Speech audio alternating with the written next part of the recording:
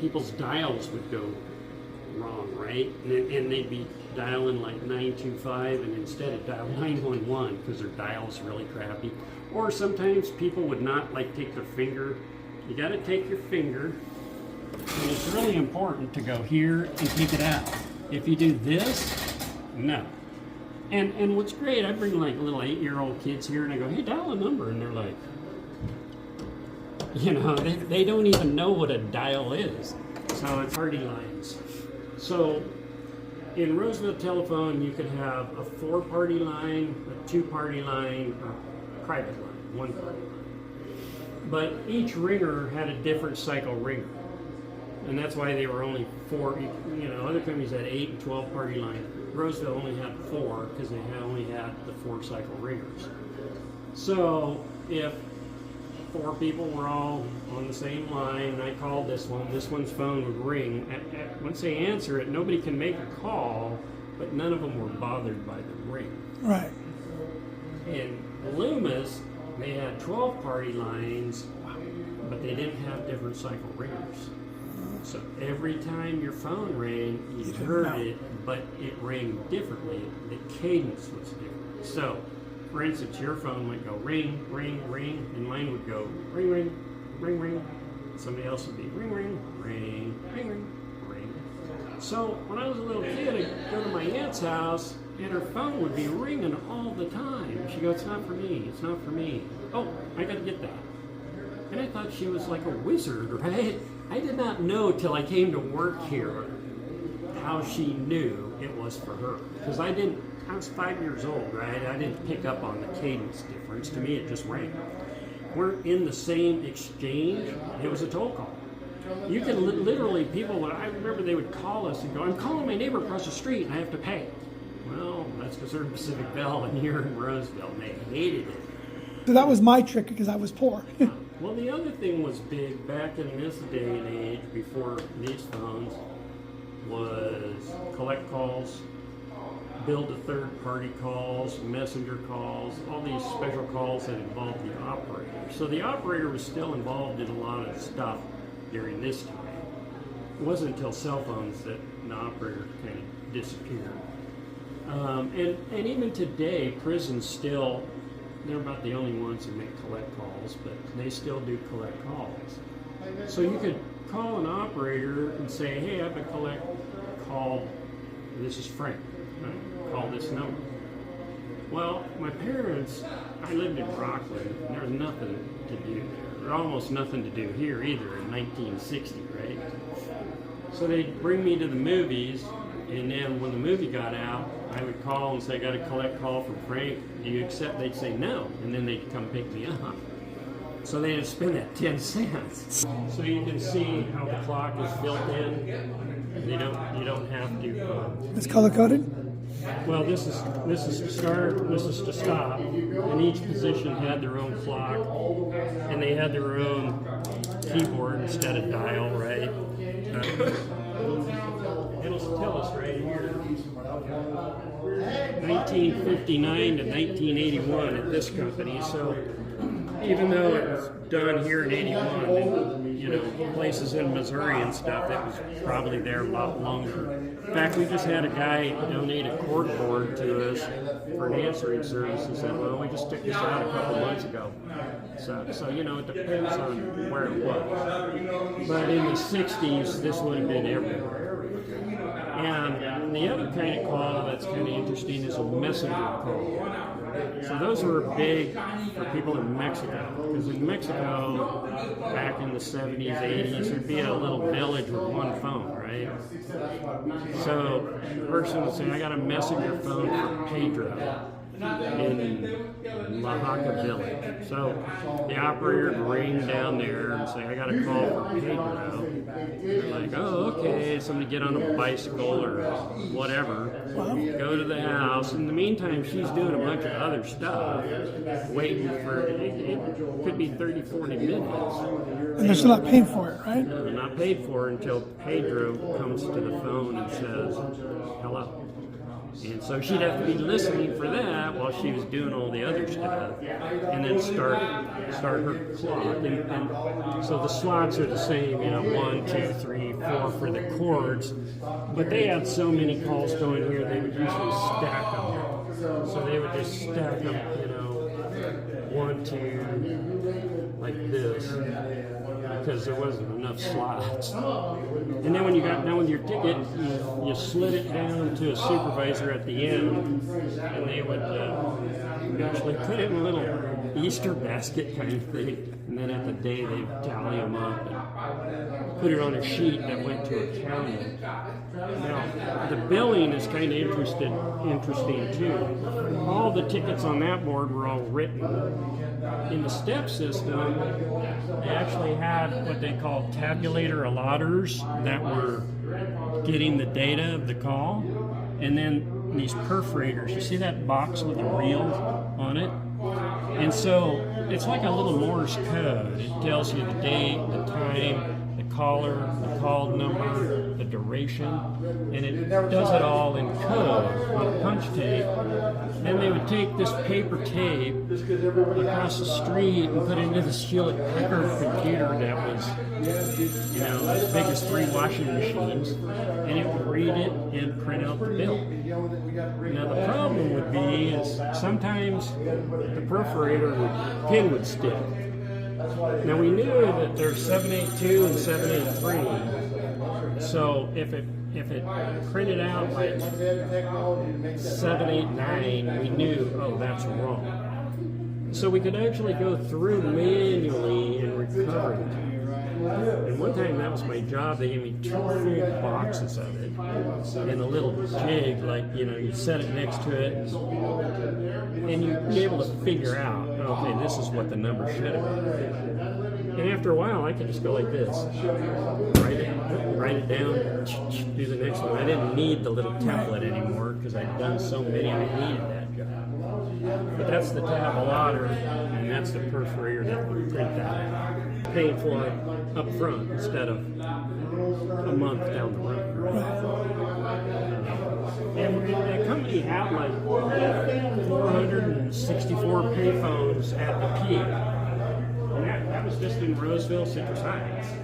And then, they started disappearing as soon as these came out.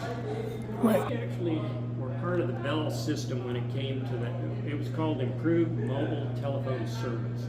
And they were bag phones, a big phone in a bag, or you could have it permanently installed in your car. And they would go to that vehicle shop back there. The vehicle shop would put your phone in. Those were pretty sketchy, and it was really expensive. I mean, like a 1-minute call was $4 or $5. It was outrageous. You mostly couldn't, occasionally, but then you're roaming, and so the charges are triple. So it wasn't economic. They didn't put up enough towers. The technology was not right for mobile, and it kind of faded out, and then cellular came along. This is the inside of a manhole. I don't know if you can even call them that anymore, but that's the only term I know. Well, this structure is called the cable vault, and then the access is whatever you want to call it. An 80-year-old version. There's nothing like this today.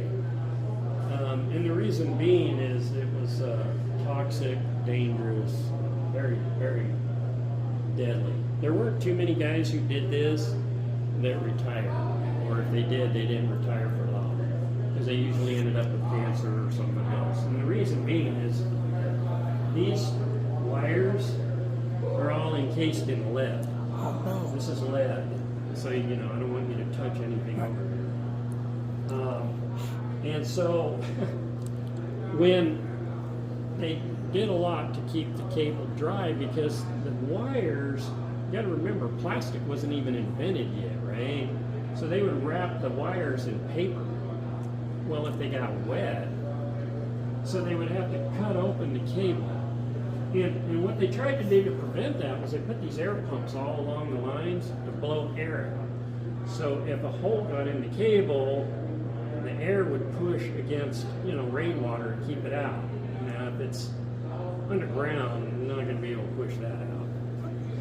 But that was the premise. So they would cut it open, fix it, and then they would take a case that's split, put it back over that. They would melt a pot of lead in their little, they would be sitting down there while this lead thing smoking, and probably smoking a cigarette at the same time. And then they would take that little dipper and pour it over the splice until it was sealed, and they had a deal underneath to catch whatever came off. And go down to the next one, and do it again, and do it again. This is an old splice case. It's got a protective sealant on it, so it's not toxic. But this would be coming out of the central office, right?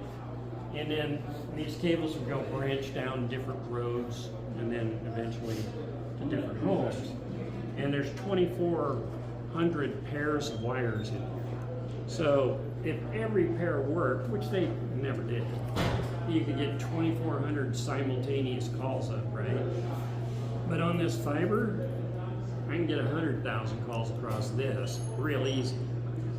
And so there's no, and it's funny, down below, out in the street, alongside from,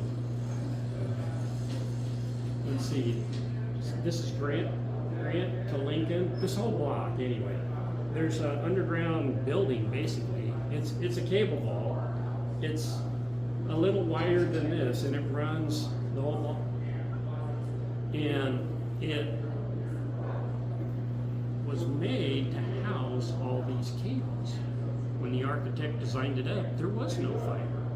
But by the time it was built and operated, fiber was out. So it's empty. I mean, there's some fiber cables in there, but they're this big. And there's a couple that are huge to kind of show you, oh, I see why they did what they did. But I take school classes in there, and they're kind of looking around like, what's this for? Because it's so empty and they have trouble understanding it. And then I turn the lights off on them, and then they start screaming, they don't care. So, what would be the reason it would be up there? Just the wire was broken, or? Oh, all kinds of reasons. Somebody who's moved out of the house, somebody else moving in. There could be a repair needed. Could be replacing like a distribution panel that's old and weathered and it's leaking and they can't fix it anymore, so they'll go up and change it. It's very difficult. You probably never climbed a pole. No. It's not. Well, I don't even see them. Oh, there they are. This is a really old set. I mean, they're a lot nicer now, but this is pretty much, it's still the same premise. Is you got this spike, and you strap this to your leg, put your boot in there, and so you've got 3 points of contact, right? Each spike and that belt. So you're leaning there, you kind of swing forward, you push the belt up, you swing back, you take 2 steps up, lean forward. It's the thing that amazed me the most was, so in the training place, and I never worked outside, I always worked inside. But when Consolidated bought the company 15 years ago, they put inside and outside together. And so I go, well, hey, I need to go climb a pole. And the managers are like, what? You can't climb poles. And I go, I got to understand what it's like when there's complaints and things. I need to. What I didn't realize is in the training facility, the pole's just the pole. And when you climb up there, that thing is swinging all around. And if there's any wind blowing, man, I mean to tell you, because all the cabling and everything on the others keeps them pretty stable, but not those. It'll just hang. It'll drop down and stuff, but it won't fall over. The rest of the structure will keep it in place. right. Now it could damage the cables, stretch it, and cause a lot of problems, but I mean it won't fall. But And one day, one text came up to me and he goes, "Hey, have you seen this buck squeeze?" And it was this new device. And instead of a belt, it's a circle. So you put the strap across and you buckle it, and then you slide it up the pole. And if you literally pass out, you'll just sit, you'll hang right there. That thing squeezes right against that pole, and you won't move. But they're like $2,500. And so I ordered one for every tab. Wow. And then at the end of the quarter, I get this call, "Hey, what's going on in your budget?" And so I told him, and he goes, "Well, you can't." And I said, "Okay, well then, how much is the life worth? What? Tell me what the number is, so I know, you know." And he hung up. And that was that. Budget. We were over budget in our field category, but as a unit, we were still under budget. In fact, we came in under budget every single quarter that I was managing that group. So, two more things I wanted to show you. Yeah. I don't know if you've ever seen a payphone like this one. That's a pretty old payphone. And it still works the same way though. So, how does the operator, if you say put in 40 cents, you could put in a quarter, a nickel, and a dime, right? Or you could put in 4 dimes or 8 nickels. How does she know? Is she counting the bells? It's a different tone from each slot. So yeah, I mean, Well, you bring it over here, then you dump your bag of money on here, and then you shake this, and the dimes would go down to the bottom, nickels, and then the quarters, and then you would just slide it into a, you know, and then you'd have to go manually roll it. Would roll it. So after you got it off of here, you just dump it onto here, and it would automatically roll it. This one, you just dumped everything on, and it sorted it and rolled it. And so the company had its own bank vault across the street, because there was a lot of money. I mean, you don't think of change as a lot, but when you have bags and bags and bags of quarters and nasty, but there's actual vault in there. Then the other thing I was going to show you is, well, actually it's Jason.